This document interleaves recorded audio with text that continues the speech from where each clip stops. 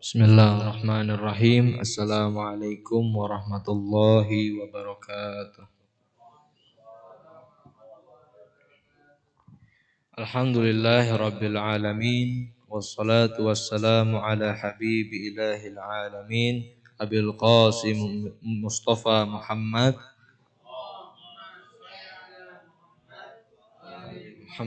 wa ala alihi at-tayyibin at-tahirin wa ashabihil mu'minina muntajabin wala haula wala quwwata illa billahil aliyyil azim. Segala puji bagi Allah Subhanahu wa taala. Berkat lutuf dan inayahnya kita masih diberi kesempatan untuk mengikuti majlis kesyahidan Imam Ali Zainal Abidin alaihi salam. Salawat serta salam senantiasa tercurahkan kepada junjungan kita Nabi Muhammad sallallahu alaihi wasallam beserta keluarganya yang suci dan khususnya kepada Imam Mahdi ajalallahu taala farajahu syarif. Adapun susunan acara seperti biasa yaitu pembukaan, yang kedua ceramah yang akan dibawakan oleh Ustadz Ali Alidrus, yang ketiga maktam, lalu ditutup oleh doa ziarah. Untuk itu kita buka acara ini dengan membaca basmalah ma'as salawat. Bismillahirrahmanirrahim. Allahumma sholli ala Muhammad wa ali Muhammad. Selanjutnya ceramah yang akan dibawakan oleh Ustadz Ali Alidrus dengan shollu ala Muhammad wa ali Muhammad.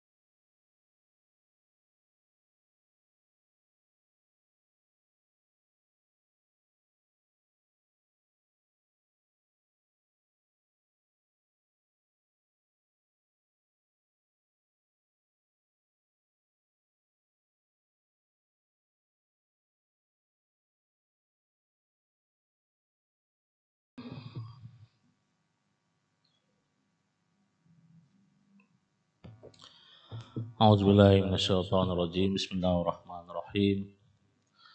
Alhamdulillah rabbil alamin baril khalaiqi asma'in. Wassalatu wassalamu ala sayyidil mursalin wa habibi ilahil alamin. Alladzi sumya fis sama'i bi Ahmad wa fil ardi bi Abil Qasimi Muhammad. Allahumma shalli ala Muhammad wa ala ahli baitihi thayyibin at-tahirin wa ashabihil mayamin al-muntajabin. Asyhadu an la ilaha illallah wahdahu la syarikalah wa asyhadu anna Muhammadan abduhu wa rasuluh. Allahumma shalli ala sayyidina Muhammad wa ala ali sayyidina Muhammad. Sallallahu alaihi ya maula ya aba abdillah. Sallallahu alaihi ya maula ya ibn rasulillah.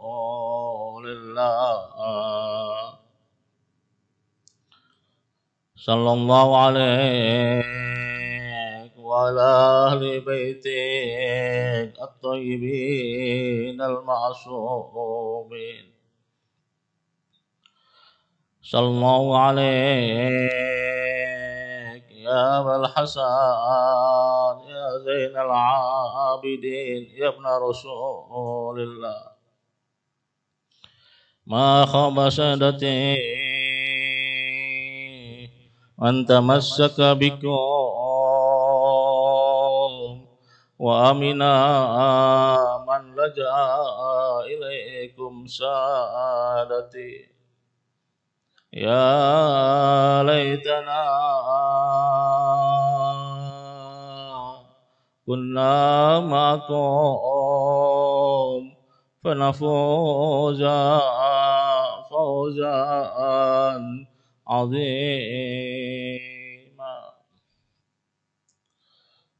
Assalamu alayka ya Aba Abdillah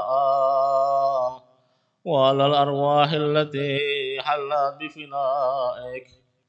Alayka minni salamullahi abadan ma bakitu wa bakiyal laylu wan nahar. ولا جعله الله آخر العهد مني لزيارتكم.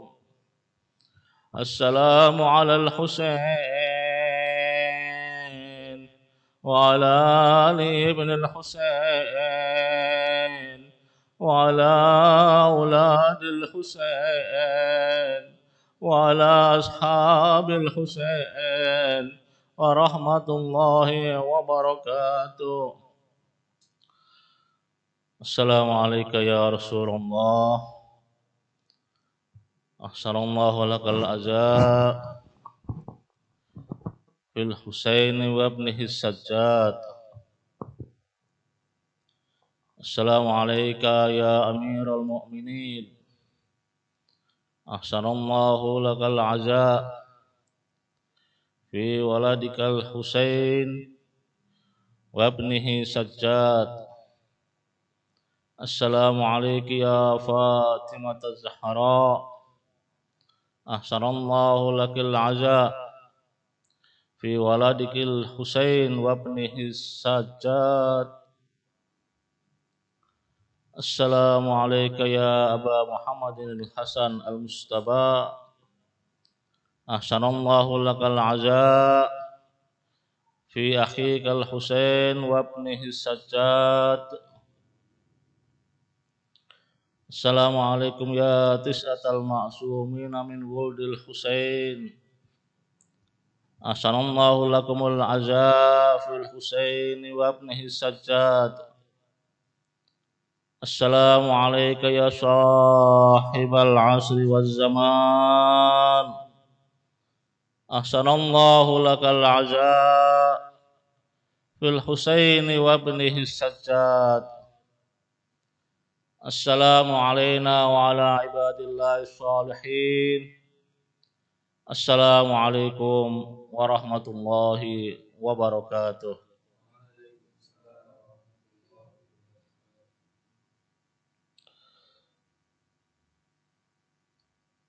Peristiwa yang sangat menoreh kedukaan yang paling mendalam di hati Ahlul Bait adalah peristiwa Karbala, dan tidak ada peristiwa yang lebih menyayat hati setiap mukmin daripada peristiwa Karbala.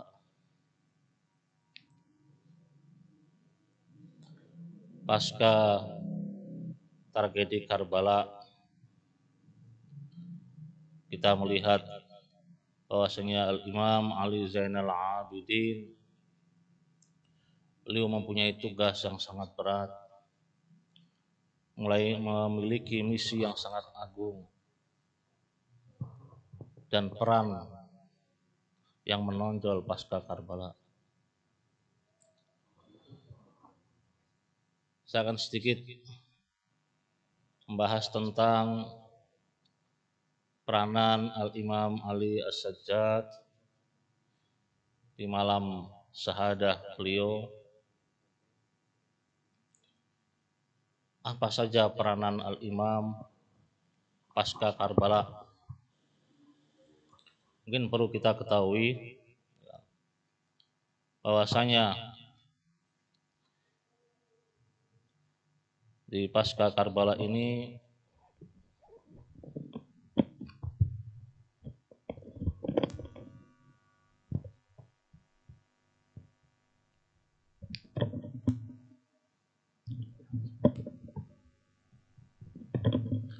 Sallu ala Muhammad wa ali Muhammad. Allahumma salli ala Muhammad wa ali Muhammad. Kita mungkin perlu tahu sedikit sebelum kita bahas peranan Al-Imam As-Sajjad alaihi salatu wassalam pasca Karbala. Mungkin kita sedikit tahu siapakah Al-Imam Sajjad. Beliau adalah putra Al-Imam Husain bin Ali bin Abi Thalib. Di malam ini kita memperingati hari syahadah beliau pada tanggal 25 Muharram tahun 95 Hijriah. Beliau ketika syahidnya ayahandanya Imam Husain, beliau berusia sekitar 23 tahun. Kemudian mengemban risalah Al-Imamah selama 34 tahun. Sehingga total umur beliau sekitar 57 tahun. Ibunda beliau adalah dari putri Raja Persia yang bernama Saharbanu dalam nama Arab. Dalam nama Persinya disebut dengan Shahzanon. Kalau Indonesia jadikan Shahzanan. Kalau bahasa Persia biasanya pakai alif, Shahzanon. Putri Raja dari Yazdegerd. Raja terakhir dari Persia. Sehingga kadang dijuluki Al-Imam Sajjad sebagai Ibnul Khiratain, putra dari dua orang terbaik. Ini dia dari ayahnya seorang imam, dari ibunya adalah putri raja. Ini sedikit tentang biografi Al-Imam Sajjad. Kita ingin tahu apa saja peranan Al-Imam Sajjad pasca Karbala. Tugas dan tanggung jawab yang diemban oleh Al-Imam As-Sajjad bukan tugas yang sepele, bukan tugas yang ringan, tugas yang berat, tugas yang bukan seperti pemimpin-pemimpin yang lainnya. Beliau juga sudah menyaksikan bagaimana pembantaian yang dilakukan oleh para durjana, dan dia melihat bagaimana ayahandanya beserta keluarganya dibantai secara sadis. Ini juga mempengaruhi emosi. Dan inilah yang menambah berat tanggung jawab Al-Imam As-Sajjad. Di antara peranan beliau adalah yang pertama, beliau akan mengembalikan jasad-jasad yang berserakan di Sahara Karbala dan dikuburkan di tempat yang layak. Mungkin ada yang bertanya, apakah itu mungkin terjadi? Al-Imam Sajjad menguburkan jasad-jasad itu yang begitu banyak. Padahal beliau waktu itu masih berada di Kufah atau berangkat dari Kufah menuju Damaskus, Syria. Karena dalam riwayat, dalam sejarah sebutkan bahwasanya penguburan jasad itu tanggal 13 Muharram, artinya 3 hari setelah peristiwa Karbala. Apakah mungkin, apakah masuk akal imam di sana kemudian tahu-tahu jasad-jasad itu dikuburkan oleh Al-Imam sendiri? Bagaimana mungkin?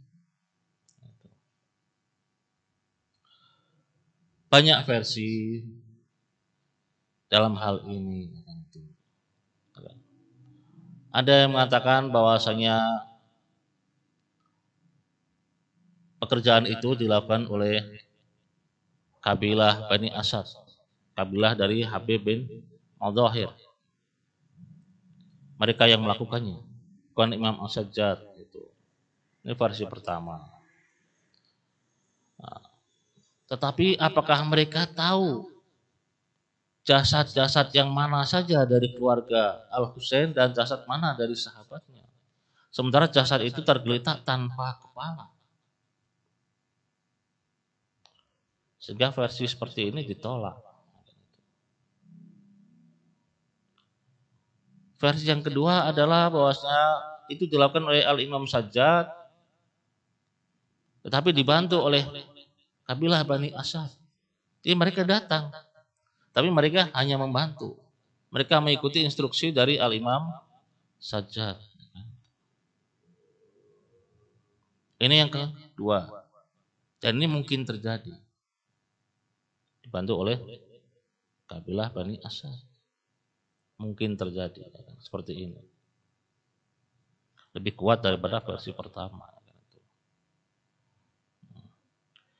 Versi yang ketiga, bahwasanya Imam Sajjad sendiri yang melakukan, tanpa ada yang bantu. Apakah ini mungkin? Ini akan nanti kita akan bahas. Kemudian ada lagi yang menambahkan bahwasanya Imam Sajjad yang melakukannya, tapi dibantu oleh roh-roh mulia seperti Rasulullah dan Ahlul Baitnya.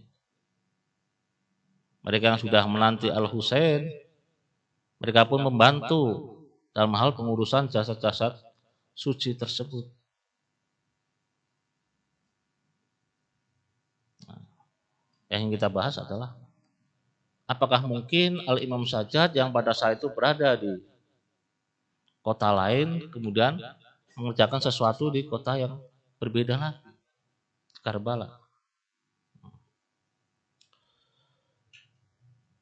Sejelas-jelas dalil, awdahud dalil, yang paling jelas-jelasnya dalil adalah bahwasanya hal itu sudah terjadi. Jadi kalau kita ingin tahu ini masuk akal atau tidak, Buktinya apa? Buktinya bahasa ini sudah terjadi. Itu yang paling jelas dalil ada bahasa ini sudah terjadi. Penguburan jasad-jasad yang suci.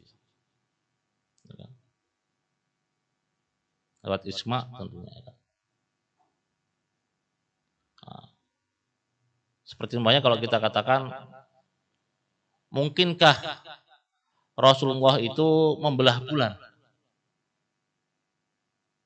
Apa dalilnya? Dalil yang paling jelas adalah bahwa hal itu sudah terjadi. Itu sudah dilakukan oleh Rasulullah. Membelah bulan itu.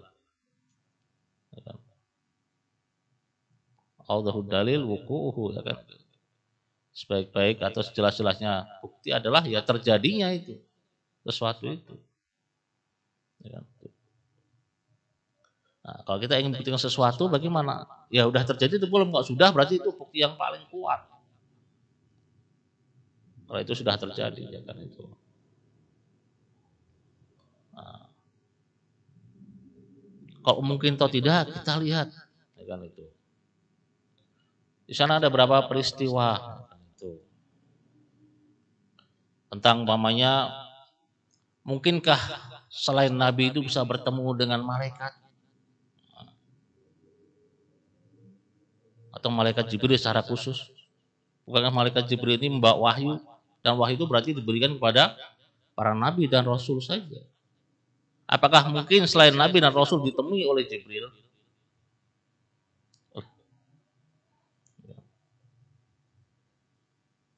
Nah, kita ingin jawab bagaimana? Mungkin itu sudah terjadi. Pada siapa? Pada Sayyidah Maryam binti Imran. Jibril datang membawakan makanan. Ketika Sayyidah Maryam berada di mihrabnya, tempat sholatnya. Al-Quran sudah membuktikan.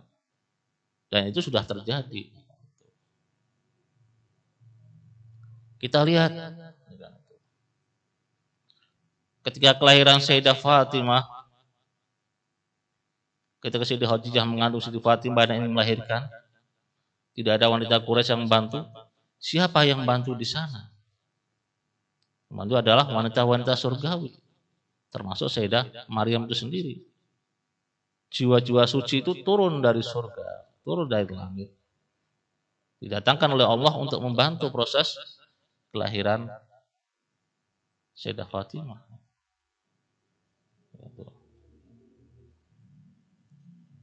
Apakah itu mungkin? Mungkin. Kenapa? Karena sudah terjadi.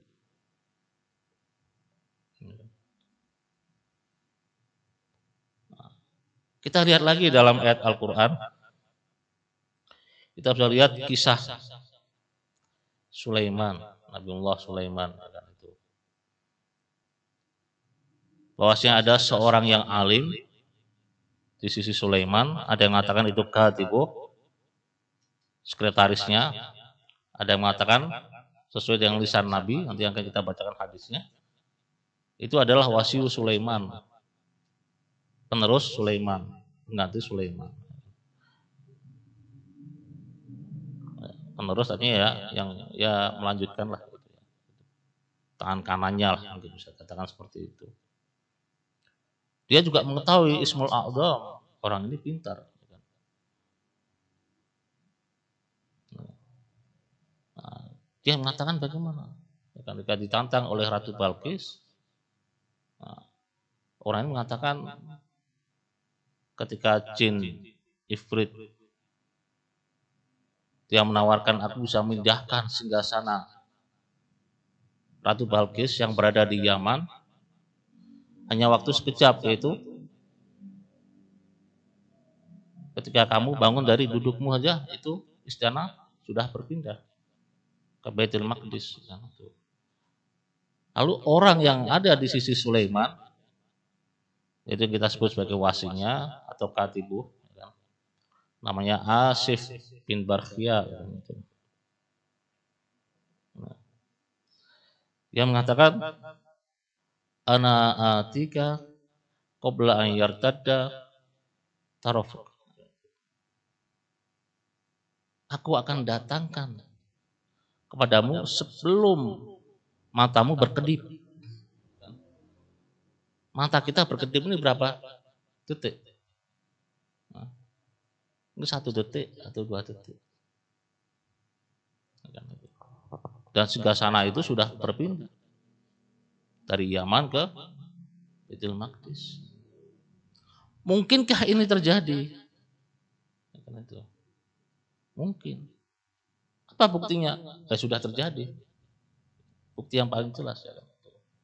Nah, yang kedua bahwasanya disebutkan orang pegangan atau orang yang dipercaya oleh Nabi Muhammad Sulaiman, bahkan tangan kanannya atau wasinya dalam lisan Nabi, dia katakan adalah orang yang memiliki ilmu minal kitab.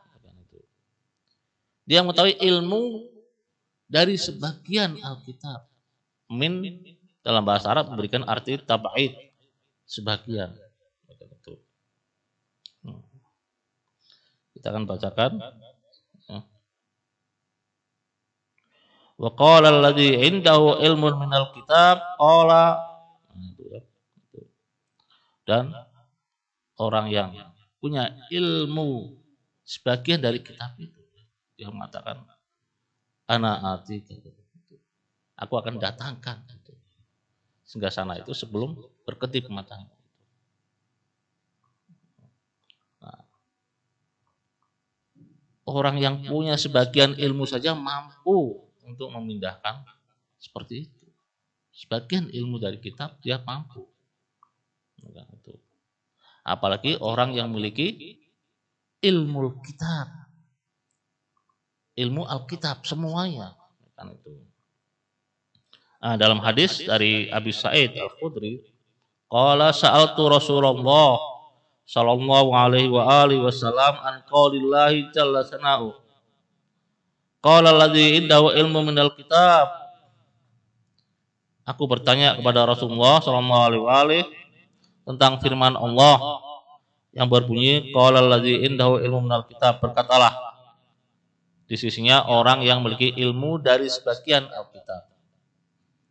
Kata Rasulullah bahwa qala zaka wasiyyu akhi Sulaiman bin Dawud. Kalau orang yang disebutkan dalam ayat itu adalah itu wasi dari saudaraku Sulaiman bin Dawud. Ilmun minal kitab, indahu ilmun minal kitab, yang punya ilmu sebagian dari Alkitab. Faqultu lahu, lalu aku berkata kepada Rasulullah, ya Rasulullah, faqalullah qul kafa billahi shahidan baini wa bainakum wa man indahu ilmul kitab. Lalu aku bertanya kepada Rasul lagi, ya Rasulullah, bagaimana dengan ucapan atau firman Allah yang berbunyi qul kafa billah, cukuplah bagiku atau cukuplah bagiku bahwasanya Allah dan orang-orang yang punya ilmu kitab semuanya itu sebagai syahid, sebagai saksi antara aku dengan kalian. Ketika orang kafir itu berkata, kalau ladzina kafaru lasta mursal. Jadi orang kafir mengatakan kepada Nabi bahwa engkau ini bukan seorang rasul. Lalu Nabi jawab, qul, diperintahkan oleh Allah, wa kafa billahi syahidan wa baini wa bainakum wa man indahu ilmul kitab. Jadi orang yang punya ilmu kitab, ilmu secara keseluruhan tentang Alkitab akan dijadikan sebagai saksi selain Allah. Nah, ayat ini kita bawa ya kan untuk mempermudah saja sebagai penambahan bukti dalil ya kan. Bahwasanya orang-orang yang semacam itu baik yang memiliki sebagian dari ilmu kitab ataupun keseluruhan, mereka punya kemampuan ya kan, bisa mengatur alam ini ya kan. Punya kekuasaan untuk mengurus alam ini, mengendalikan alam ya kan itu. Nah, kalau dalam ilmu irfan atau tasawuf ada istilah makom kun fayakun. dalam hadis Qudsi kan sebutkan, ya abdi ini takun misli, taqulu kun fayakun. Hai hambaku, taatilah aku. Niscaya kamu akan seperti aku. Kamu akan berkata kun, maka suatu itu akan terjadi, fayakun. Allah memberikan kemuliaan, kelebihan pada hamba-hamba yang spesial seperti itu. Termasuk hamba-hamba yang dia memiliki ilmu dari sebagian Alkitab. Dia bisa mendapatkan alam. Artinya apa? Singgasana yang begitu besar, begitu luas, dari satu negeri yaitu Yaman, kemudian dipindahkan ke Palestina, Baitul Maqdis. Dalam waktu yang sesingkat-singkatnya, yaitu kedipan mata. Kalau hal ini bisa terjadi secara singkat, maka bagaimana dengan peristiwa penguburan jasad-jasad suci di Karbala oleh Al-Imam Zainal Abidin? Sangat memungkinkan bahwasanya Al-Imam bisa keluar dari barisan musuh tanpa sepengetahuan mereka, dan imam menguburkan jasad suci itu pada waktu yang sangat singkat juga. Secara singkat seperti apa? Ya kita nggak tahu. Sebagaimana kita mengetahui bahwasanya Wasi Sulaiman itu bisa memindahkan istana, bagaimana caranya kita nggak tahu. Tahu-tahu sudah pindah. Itu kita nggak perlu tahu bagaimana teknisnya. Yang penting kita tahu bahwasanya itu bisa terjadi. Begitu juga dengan Al-Imam As-Sajjad. Ketika membalikan atau menguburkan kembali jasad-jasad yang berserakan di Sahara Karbala, kita nggak usah tanya teknisnya bagaimana. Itulah karomah, kan? Dan itu fadlun, kemuliaan dan juga kelebihan yang didapat dari Allah Subhanahu wa taala untuk mereka. Orang-orang yang sudah sampai pada maqam kun fayakun tadi. Jadi kalau mereka menghendaki ya dengan cepat itu terjadi. Istana yang besar aja bisa dalam waktu sekejap berpindah. Bagaimana dengan jasad yang hanya kecil, ya kan? Tidak begitu besar. Yang jumlahnya tidak lebih dari 100. Kurang dari 100. Sangat memungkinkan itu dengan waktu yang sekejap juga Al-Imam Sajjad mengerjakannya. Sekali lagi kita nggak usah perlu tanya bagaimana teknisnya, nggak perlu. Bukan wewenang kita, karena itu kelebihan yang diberikan Allah kepada hamba-hamba khusus. Ya mudah-mudahan ini bisa dipahami. Ini misi yang pertama atau peranan pertama yang dilakukan oleh Al-Imam Sajjad. Peranan yang kedua adalah bahwasanya Ahlul Bait secara umum, terutama Imam Sajjad, itu adalah mengikuti jejak Nabi, yaitu sebagai uswatun hasanah. Tetap sebagai contoh tauladan bagi umat manusia. Memberikan contoh. Walakum fi Rasulillahi uswatun hasanah. Dan untuk kalian, bahasanya dalam diri Nabi itu ada uswatun hasanah. Ini untuk kalian uswatun hasanah Nabi ini. Suri tauladan Nabi ini untuk kalian. Artinya apa? Ikutilah. Walakum. Untuk kalian. Cuma kadang kita nggak mau. Kita sudah diberikan kelebihan, kebaikan dari Allah untuk mengikut Nabi, ya kan itu. Tapi kadang kita masih merasa berat. Nah, para pengikut Nabi pun, ya kan, penerusnya para aulia, para ausia, para imam, mereka pun juga sama mengemban misi sebagai uswatun hasanah lil ummah, ya kan? Sebagai suri tauladan bagi umat.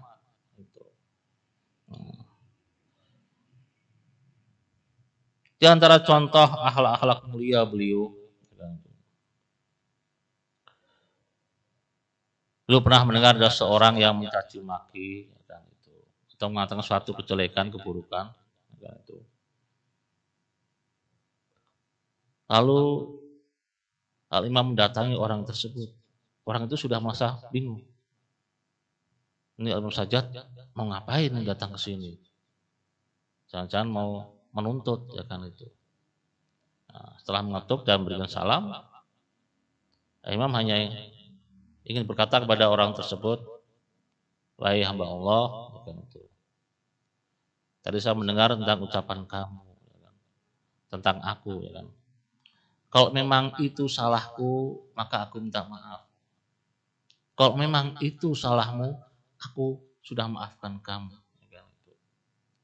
Mendengar itu, orang itu langsung merangkul Imam, minta maaf, ya kan itu, atas perilakunya. Ini akhlaknya. Seharusnya orang yang mencela itulah yang mendatangi imam minta maaf, tapi justru imam yang datang. Ini akhlak luhur ahlul bait seperti ini. Pernah lagi dikisahkan ada seorang budak dari budak Al-Imam Sajjad.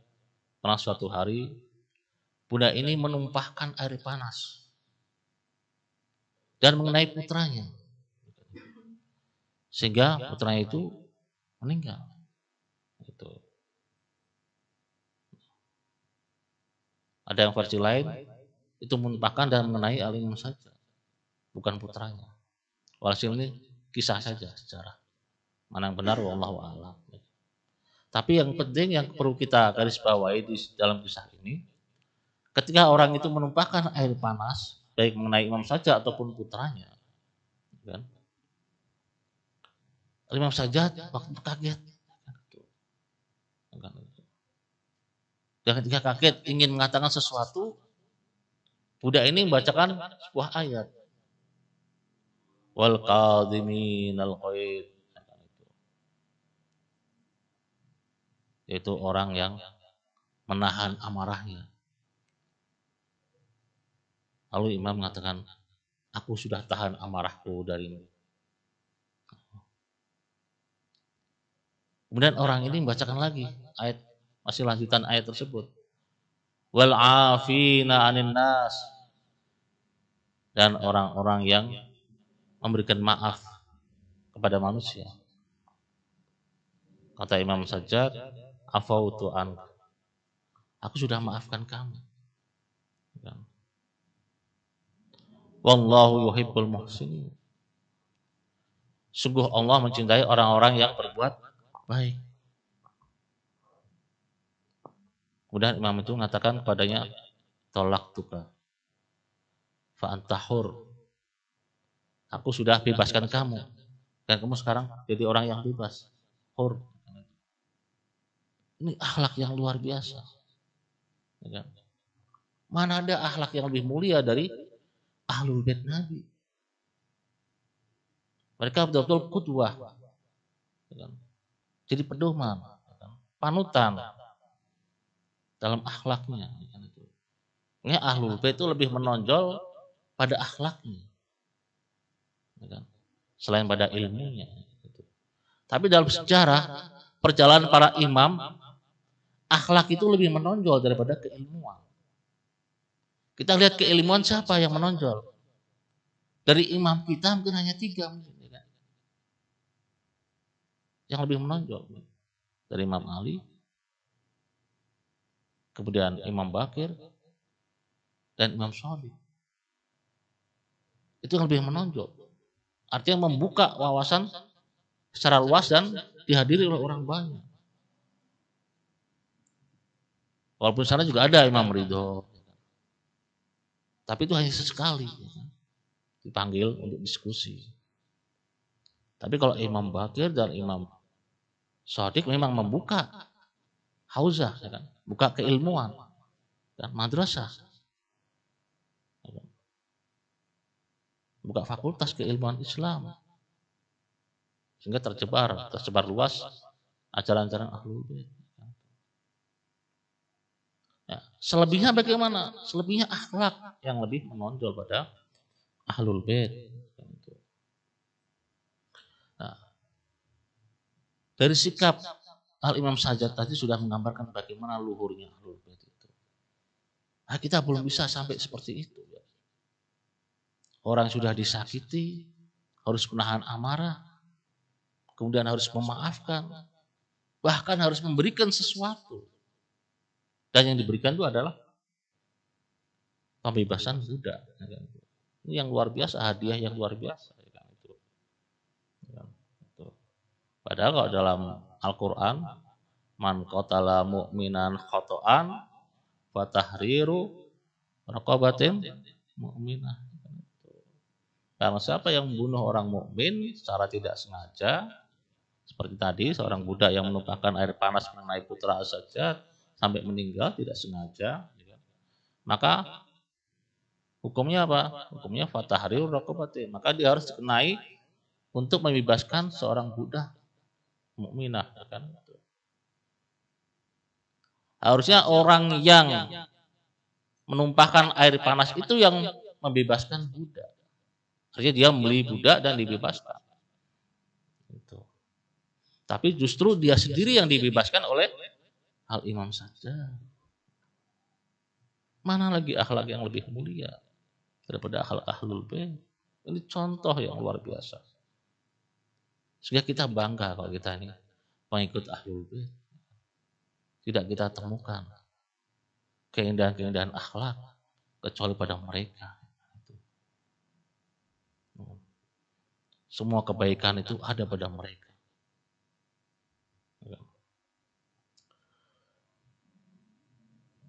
Kemudian yang ketiga, peranan beliau adalah ibadah dan doanya. Memberikan percontohan lewat ibadah dan doa. Kita lihat dalam sejarah bagaimana ibadah beliau. Yang memberikan pelajaran kepada kita bahwasanya kita harus terus beribadah kepada Allah semampunya. Kalau beliau itu bisa melakukan sholat 1000 rakaat dalam sehari, siang dan malam, nah kita bagaimana? Kita melakukan 100 rakaat aja setahun sekali, baru ketemu. Itu pun kalau mau, kan? Kalau tidak ya hanya melakukan berapa rakaat saja. Gitu. Tapi kalau Imam Sajjad bisa melakukan seperti itu.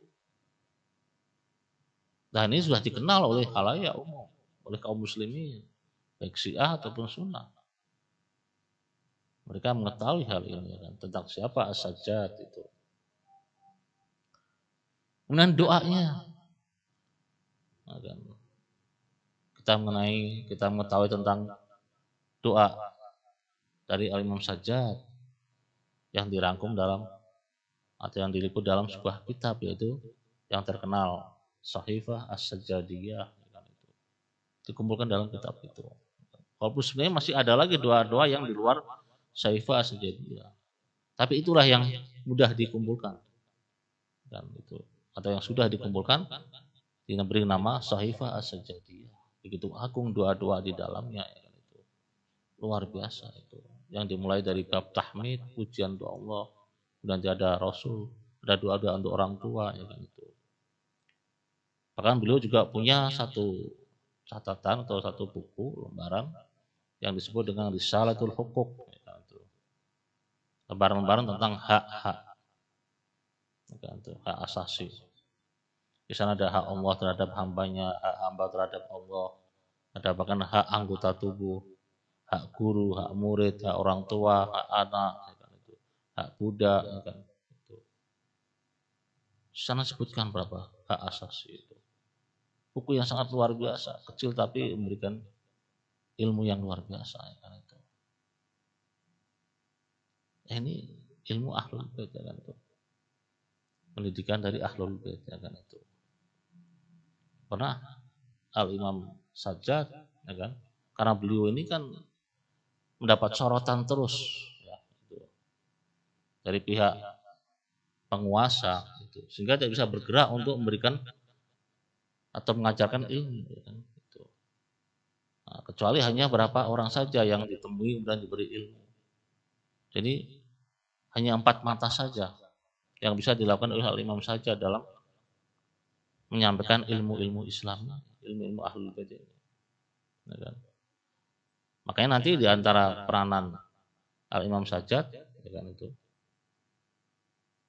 Yang berkaitan dengan hal ini, bahwasanya Imam Sajjad itu banyak atau sering membebaskan para budak. Sering Imam Sajjad itu membeli budak dan membebaskannya. Gitu. Nah, karena imam itu membeli budak banyak. Dan mereka dikasih training ilmu Ahlul Bait, ajaran Islam yang benar, yang murni. Gitu. Di training selama setahun. Setelah setahun, maka mereka dibebaskan semuanya. Dan mereka akan mengemban ilmu yang sudah mereka dapatkan dari Al-Imam Sajjad. Gitu. Ini dari segi keilmuan pendidikan yang dilakukan oleh Al-Imam Sajjad. Termasuk salah satu peranan beliau menyampaikan ilmu Ahlul Bait sebisa mungkin ya kan itu. Atau ketika beliau di penjara ada yang berjenguk mendapat ilmu dari Al-Imam Sajjad. Itulah kesempatan yang bisa beliau lakukan kan itu.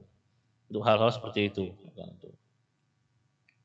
Kemudian menentang kefasatan, menentang kedzaliman, kerusakan, terutama terhadap para penguasa. Pernah satu hari Al-Imam Sajjad diancam dengan kematian oleh Ibnu Ziyad. Dia mengatakan, abil qatli tuhaddiduna wal qatlu lana ada wa karamatuna minallahi as-syahadah. Dia mengatakan pada Ibnu Ziyad, Ibnu Ziyad, apakah kau akan mengancamku dengan kematian, dengan pembunuhan? Padahal kematian itu bagi kami adalah hal yang biasa. Dan kemuliaan kami dari Allah adalah as-syahadah. Itu harapan kami. Kemuliaan mulia, hidup mulia adalah syahadah itu. Jadi nggak perlu takut pada para penguasa. Kemudian ketika Ibnu Ziyad saking marahnya akhirnya membawa rombongan itu ke Syria, Damaskus. Lagi-lagi di sana Al-Imam Sajjad berpidato di depan Ibnu Ziyad. Pidatonya panjang sekali ya. Itu bisa dilihat dalam kitab-kitab sejarah ya kan. Itu. Ketika Al-Imam menyampaikan tentang dirinya siapa, ya kan itu. Maksudnya dia adalah putra Rasul yang mulia. Dia putra Fatimah, perempuan ya, yang paling mulia di antara wanita yang ada. Dia adalah putra dari Al-Murtada Ali. Dan terus menyebutkan kemuliaan-kemuliaan dia dari keluarga-keluarganya.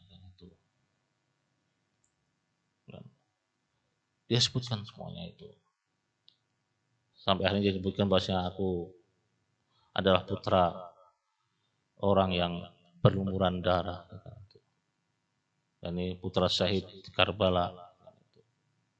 Mendengar seperti itu hal yang menangis. Orang-orang yang berada di sana. Melihat kondisi seperti ini, Yazid mulai berubah pikirannya. Tadinya dia ingin menghina, ingin memalukan mereka di depan umum. Justru dia melihat hal yang berbeda, yang berubah. Ini jangan-jangan mereka terbawa emosi oleh Al-Imam Sajjad dalam pidato, dalam ucapannya. Sehingga untuk mengalihkan hal itu, dia menyuruh seseorang untuk mengumandangkan azan. Jika sampai pada ucapan Asyhadu anna Muhammadur Rasulullah sallallahu alaihi wasallam, dia mengatakan pada Yazid, Yazid, tahukah kamu siapa yang dimaksud Muhammad dalam azan itu? Kalau kamu mengatakan itu adalah kakekmu, maka semua orang tahu bahwa kau adalah seorang pendusta. Tapi kalau kau tahu bahwasanya itu adalah kakekku, kenapa kau bunuh keluarganya, keturunannya secara sadis? Ucapan ini membuat hadirin semakin emosi dan marah terhadap penguasa. Sebagian mereka meninggalkan majelis itu sebagai bentuk kemarahannya kepada penguasa.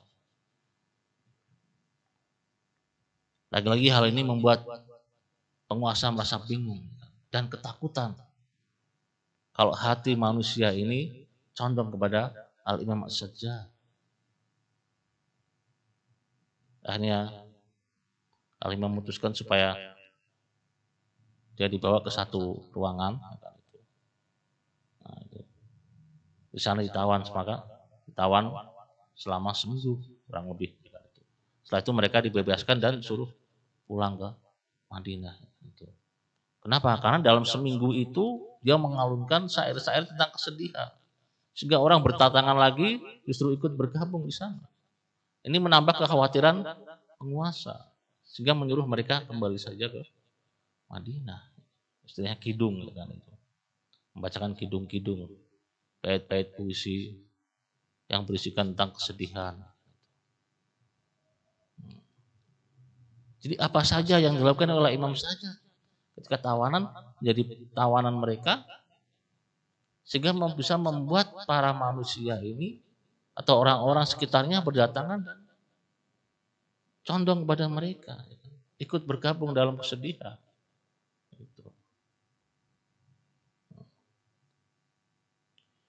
Kemudian apalagi peranan Al-Imam Sajjad selain menantang kedzaliman tadi itu? Beliau menangis.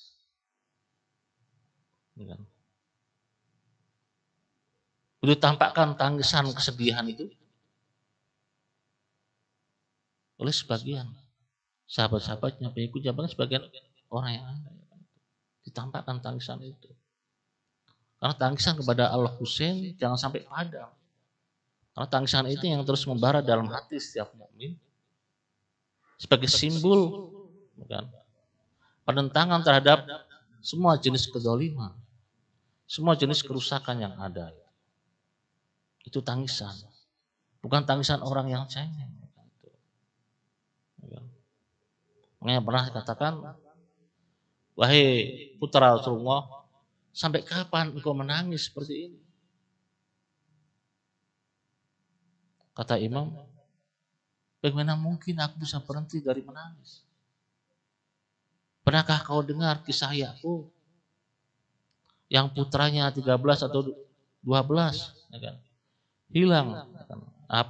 Semuanya pergi dan satu yang hilang saja beliau menangis sepanjang waktu, bahkan bertahun-tahun. Dan putranya itu pulang kembali, tidak meninggal. Itu saja sudah bisa membuat matanya buta. Saking seringnya menangis. Maka bagaimana dengan diriku? Bagaimana dengan aku? Ya, aku saksikan keluargaku, ayahku, kerabatku. Mereka semuanya meninggal. Bagaimana mungkin aku akan berhenti dari bersedih, dari menangis?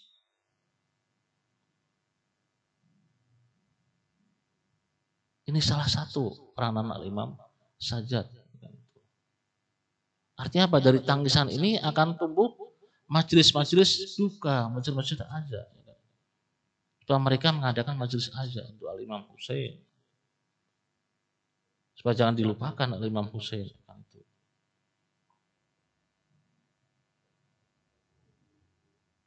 Kemudian peranan yang lain yang dilakukan oleh Al-Imam Sajjad adalah peduli sosial, empati. Banyak kaum muslimin yang kelaparan. Sehingga setiap malam Al-Imam Sajjad memikul gandum dan membagikan kepada orang-orang miskin yang membutuhkan. Kadang bawa roti yang sudah jadi, kadang bawa gandumnya supaya dimasak. Peduli sosialnya itu luar biasa. Empatinya itu luar biasa. Sehingga ini yang dihadapi oleh Imam Sajjad, kan. Bahkan ketika terjadi perang Harrah, perang yang memanas di Madinah, kan. Ketika itu ada sekelompok orang yang mereka ini mengepung penguasa, kalau salah Marwan dan Abdul Malik, Marwan bin Hakam, Marwan bin Hakam, atau Abdul Malik itu sendiri, Abdul Malik bin Marwan Hakam, ya, dikepung. Kan itu. Akhirnya dia minta tolong oleh Imam Sajjad, kan itu, supaya diberikan kebebasan, diselamatkan dari orang-orang yang mengepung itu. Akhirnya dipindahkan ke satu daerah yang aman. Tapi setelah itu dengan tindakan orang-orang yang mengepung ini bagaimana akibatnya? Dan di sini Imam As-Sajjad tidak ikut campur dalam hal pemberontakan itu. Karena tahu akibatnya seperti apa. Apa yang dilakukan dari akibat pemberontakan itu? Yang dilakukan adalah akhirnya Yazid mengutus beberapa pasukan untuk menyerang Madinah. Dan membebaskan mereka, para tentara, para pasukannya ini, untuk melakukan apa saja di Madinah selama 3 hari berturut-turut. Mereka merampas, mereka membunuh, mereka merampas kehormatan wanita. Bahkan setelah melakukan kerusakan di Madinah, mereka menuju ke Mekah. Untuk apa? Untuk menghancurkan Ka'bah. Mereka melempari Ka'bah, menghancurkan. Dalam riwayat katakan bahwasanya Yazid pun akhirnya meninggal dalam kondisi yang menyedihkan. Allah memberikan siksaan yang luar biasa. Allah memberikan lemparan-lemparan pada Yazid yang menyakitkan setelah melempari Ka'bah itu. Ini termasuk juga tanggung jawab dari Imam Sajjad setelah itu menanggung sekitar 400 wanita dan anak-anak diberi tanggung, ya, memberikan makanan dan lain sebagainya. Gara-gara peristiwa seperti itu. Ini peduli sosial yang luar biasa. Tetapi kita tahu bahwasanya Imam Sajjad orang sudah berbuat baik seperti itu, memiliki akhlak yang mulia, masih saja orang bodoh terhadapnya, masih saja orang tidak mengenal siapa dia, bahkan menganggap dia adalah orang-orang yang berbuat salah, orang-orang yang melakukan penentangan terhadap khalifah, terhadap penguasa, kan itu. Nah, ini semuanya harus diluruskan kembali. Bahwasanya As-Sajjad tidak melakukan hal seperti itu. Justru As-Sajjad lah yang telah meluruskan agama Islam mengikuti ayahandanya Al-Husain. Bahwasanya Al-Husain ketika keluar dengan tujuan apa? Al-Islah fi ummati jaddi Rasulullah sallallahu alaihi wasallam. Untuk memperbaiki keadaan umat kakekku Rasulullah. Maka As-Sajjad pun juga demikian, mengikuti misi ayahandanya. Karena memang Islam pada saat itu betul-betul hancur. Islam sudah tidak kelihatan lagi kecuali namanya saja. Sholat tidak dilakukan lagi kecuali hanya adanya saja. Bahkan seorang ulama al-sejarah Al-Madain atau Muhammad Abdul, dia menyebutkan bahwasanya tidak ada kerusakan, kehancuran yang merajalela di muka bumi ini kecuali terjadi di zaman Abi Abdullah Al-Husain yang dilakukan oleh Bani Umayyah. Ada yang mengatakan dari mulai Muawiyah, dari Muawiyah kemudian ke putranya, ajaran-ajaran kakeknya Rasulullah. Sementara kaum muslimin tidak mengenal siapa As-Sajjad. Dan inilah tugas kita untuk mengenalkan kembali siapa As-Sajjad itu. Malam ini adalah malam duka bagi pengikut Ahlul Bait. Malam kesyahidan dari Al-Imam Sajjad.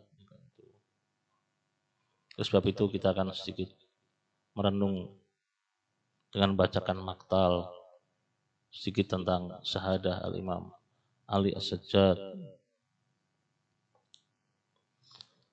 Assalamualaikum ya Abul Hasan, ya Ali ibn al-Husain, ya Zainal Abidin, ya ibn Rasulillah, ya Abul Hasan, Ya Ali ibn al-Husain, inilah kami sekian abad dari masamu, dalam tubuh yang ringkih yang penuh dosa, dengan lidah keluh yang tercemari dusta, dengan mata dan telinga, kaki dan tangan yang kami gunakan dalam nista. Kami beranikan menyerumu meskipun besar rasa malu kami. Kami kuatkan menyapamu betapapun kotor diri kami. Tuhai cucu Nabi yang mulia, entah bagaimana, dalam hati ini selalu ada kerinduan kepadamu. Kami tidak tahu dari mana datangnya. Tuhan senantiasa menggerakkan hati kami untuk mengenangmu. Seolah ada ruang yang tersisa di kedalaman sanubari kami. Setelah seluruh maksiat dan dosa, seolah masih ada cahaya yang menanti di akhir perjalanan. Setelah seluruh salah dan nista. 25 Muharram 95 Hijriah. Umat Islam tenggelam dalam kedukaan mendalam. Pada hari ini, salah satu mentari Ahlul Bait, Al-Imam Ali As-Sajjad, mengembuskan nafasnya yang terakhir dengan kemuliaan syahadat. Hari kesedihan dan duka bagi kota Madinah. Hari Kesaidan merupakan hari bergabungnya para pecinta Ahlul Bait, di mana mereka meluapkan perasaan sedihnya dan mereka berduyun-duyun menuju ke rumah duka. Khalid bin Abdul Malik Al-Umawi, penguasa tiran dinasti Umayyah, akhirnya menyusun sebuah rencana untuk membunuh Al-Imam Sajjad lewat tangan suruhannya. Racun yang mematikan itu disisipkan pada makanan Al-Imam. Kali ini wahai saudara si utuh. Namun bagaimana dengan Al-Husain? Dengan tubuh yang terpisah dari kepala. Al-Imam Sajjad ketika syahid, ada yang mengkafani dan menyolati. Tapi siapakah gerangan yang akan mensolati dan mengkafani Al-Husain? Diceritakan bahwa seorang minta air kepada Al-Imam. Al-Imam bertanya, untuk apa air itu? Mereka menjawab, kebiasaan kami sebelum menyembelih hewan kami berikan air kepadanya. Al-Imam menoleh ke arah Karbala sambil meneteskan airnya dan mengatakan, Assalamualaikum ya Aba Abdullah. Assalamualaikum ya Aba Abdullah. Mereka menghormati binatang dengan memberikan air kepadanya. Tetapi engkau ya Aba Abdullah, engkau disembelih dalam keadaan haus dan tidak ada yang berinya air. Karbala, oh Karbala, penuh duka dan derita. Salam kepada jasad yang berlumuran darah. Salam pada kepala-kepala yang selalu diciumi oleh kakeknya. Salam pada jasad yang tak berkepala. Salam pada yang terasing di Karbala. Salam kepada putra Karbala yang sakit tak berdaya. Inna lillahi wa inna ilaihi raji'un. Inna lillahi wa inna ilaihi raji'un. Inna lillahi wa inna ilaihi raji'un. Wa sayalamu alladzina zalamu ayyamun qalbin yanqalibun. Wa ma taufiqi illa billah. Alaihi tawakkaltu wa ilaihi unib. Astaghfirullah li wa lakum. Assalamualaikum warahmatullahi wabarakatuh.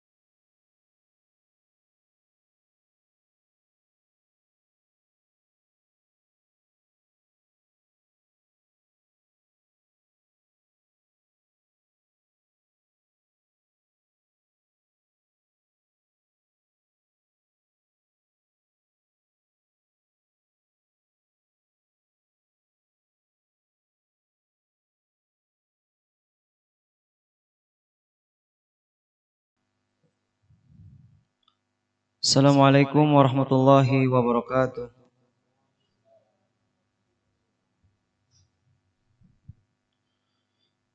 Ya Zainal Abidin, saksi duka Karbala. Ya Zainal Abidin, korban luka Karbala. Ya Zainal Abidin, saksi duka Karbala. Ya Zainal Abidin, korban luka Karbala. Ya Zainal Abidin, saksi duka Karbala. Ya Zainal Abidin, korban luka Karbala. Tubuh Husainmu terkapar dan ditendang kasar. Keluargamu berlarian, kemah yang terbakar. Jeritan Putri Az-Zahra menambah dukamu. Ishak tangis, Sukainah lukai sakitmu. Ya Zainal Abidin, saksi duka Karbala. Abidin, korban luka Karbala. Ya Zainal Abidin, saksi duka Karbala. Ya Zainal Abidin, korban luka Karbala. Kau menghampiri ayahmu Husain yang penuh luka, mengusap darah di lehernya yang tanpa kepala. Kau pegang tangan Husain yang patah jemarinya. Ishak tangis, mengeluhkan duka yang membara. Ya Zainal Abidin, saksi duka Karbala. Ya Zainal Abidin, korban luka Karbala. Ya Zainal Abidin, saksi duka Karbala. Abidin, korban luka Karbala. Kini dirimu dan keluargamu ditawan. Tubuh yang dipukul-pukul, tangan pun dirantai. Zainabmu jatuh tersungkur, diseret bagai hewan. Suara bagirmu kini parau karena kehausan. Ya Zainal Abidin, saksi duka Karbala. Ya Zainal Abidin, korban luka Karbala. يا زين العابدين saksi duka Karbala ya Zainal Abidin korban luka Karbala.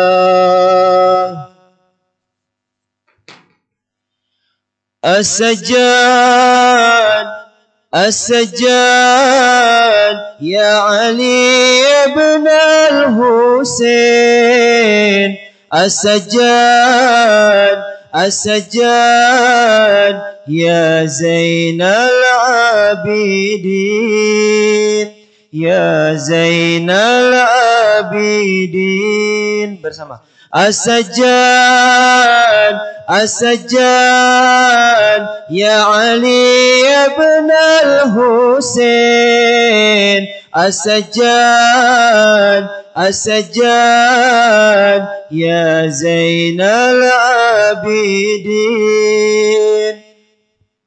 ya Zainal Abidin tak mampu mata ini menjadi matamu, tak mampu matahari menyinari dukamu, tak mampu jiwa ini menerima bebanmu.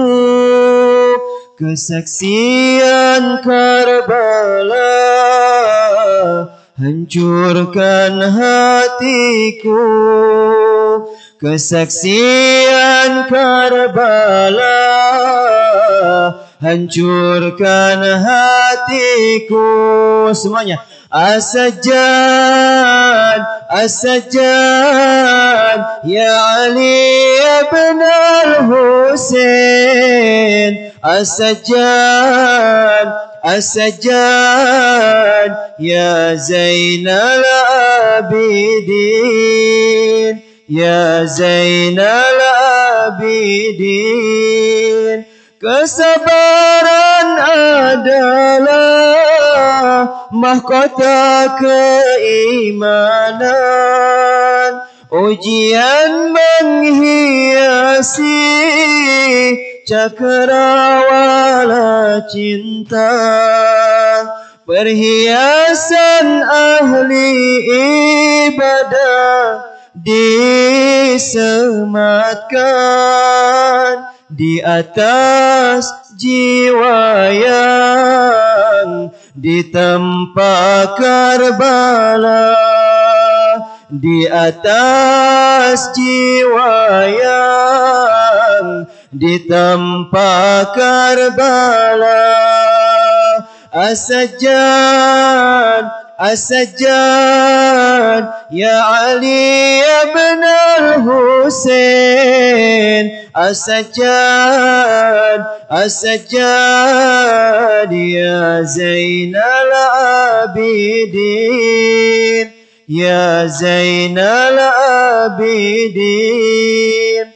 Ayahmu telah pergi disambut sang Nabi, tinggallah dirimu hadapi umat ini.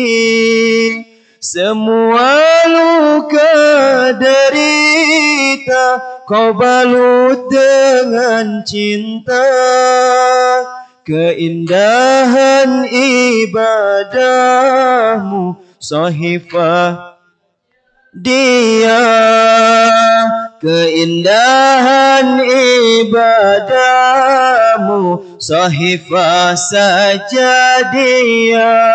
Semuanya As-Sajjad As-Sajjad ya Ali ibn al-Husain As-Sajjad As-Sajjad ya Zainal Abidin ya Zainal Abidin.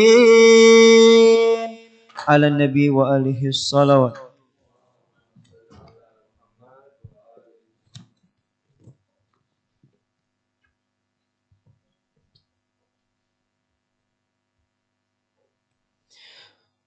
Sebelum kita membaca doa ziarah untuk Al-Imam As-Sajjad alaihi salam, mari kita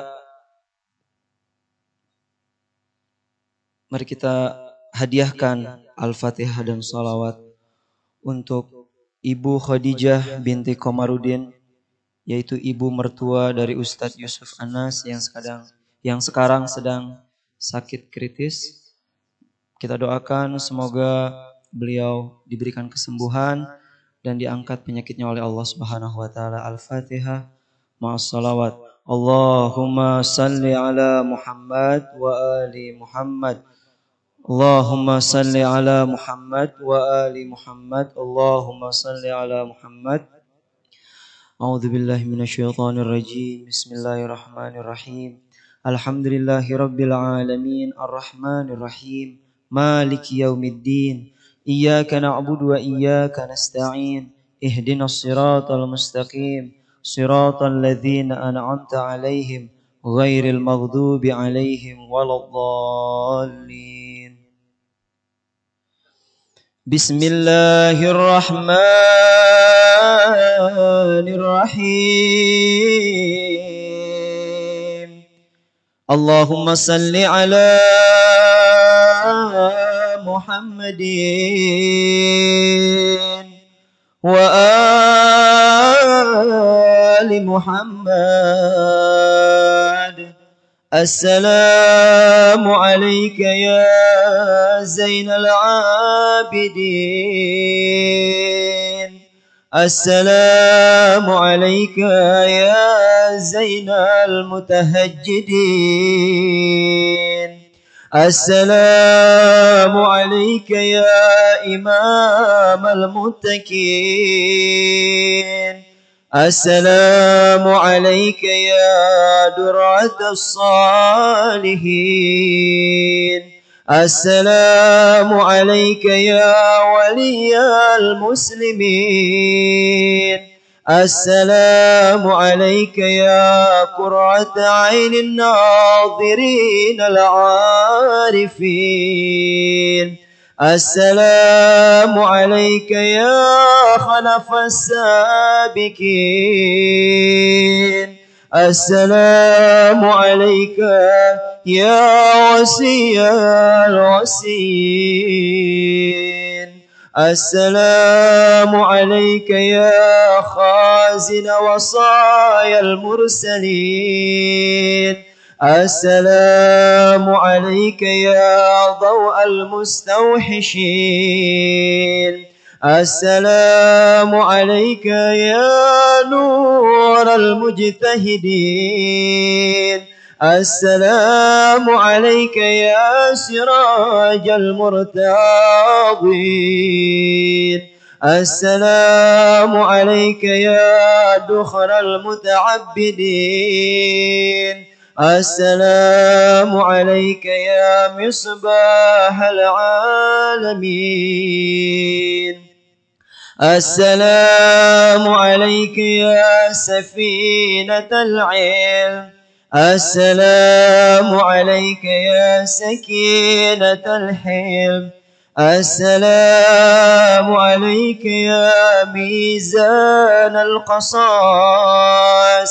Assalamu alayka ya Safinatal Khalas. Assalamu alayka ya Bahran Nada. Assalamu alayka ya Badrad Duja. Assalamu alayka ayyuhal awwahul halim. Assalamu alayka ayyuhas sabirul hakim. Assalamu alayka ya Raisal Bakkain. Assalamu alayka ya Misbahal Mu'minin. Assalamu alayka ya Maulay ya Aba Muhammad. Ashhadu annaka hujjatullah wa ibnu hujjatih وأبو حججه وابن أمينه وأبو أمنائه، وأنك ناصحت في عبادة ربك وسارعت في مرضاته وخيبت أعداءه وسررت أولياءه.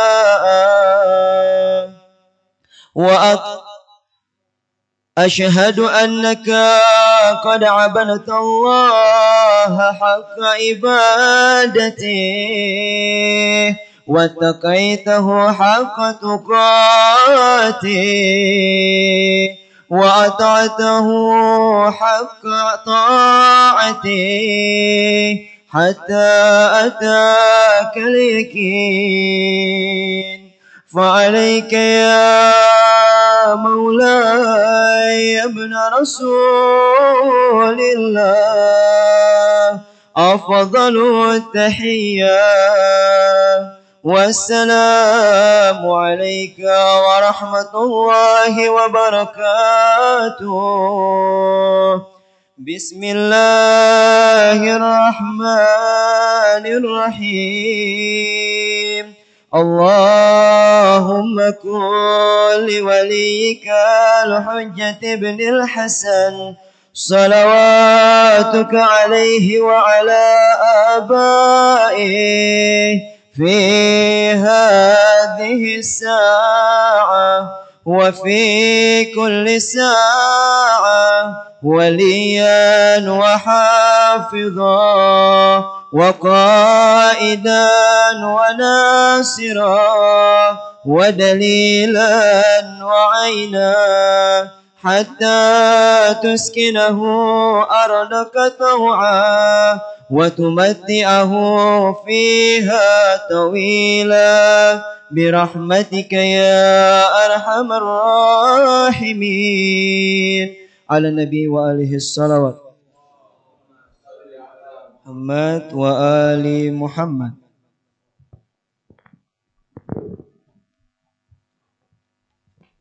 Alhamdulillahirabbil alamin. Mudah-mudahan kita mendapat keberkahan dari doa ziarah Imam Sajjad alaihi salam. Acara telah selesai, mohon maaf bila ada kesalahan dan kekurangan. Walafu minkum, wassalamualaikum warahmatullahi wabarakatuh.